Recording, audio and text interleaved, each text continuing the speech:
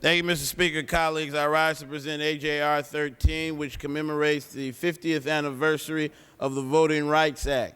And what an interesting year in which we find ourselves, where we have conversations across this nation about voter suppression, where we have concerns in California about turnout and access to the ballot and the franchise and the fundamental protections that many people in this country, some of whom lived in California, fought, bled, and died to achieve. I'm pleased to be a part of a continuum of leaders who have benefited greatly from the Voting Rights Act. I can literally say I would not be here serving in this body if not for the Voting Rights Act. There are a number of protections ensured under that legislation to make sure that we don't have things like vote vouchers for moral character, or poll taxes, or literacy tests, or insidious provisions that in fact restrict access to the franchise.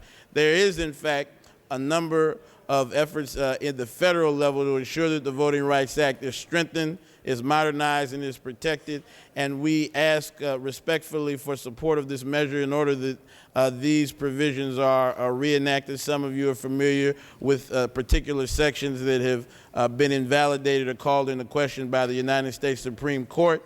In order to respond to the court, we hope through this resolution and other efforts led by the Congressional Black Caucus that the protections of the Voting Rights Act will be reinstated and reinforced, modernized, and adapt to a changing demographic reality, that it still ensures that communities have access to the ballot box and can choose and can make voting decisions that allow them to choose representatives of their own choosing. That is simply a fundamental right and responsibility of government to ensure protection and access to the franchise in a democracy. With that, Mr. Speaker, I would respectfully request an aye vote of AJR 13. Thank you.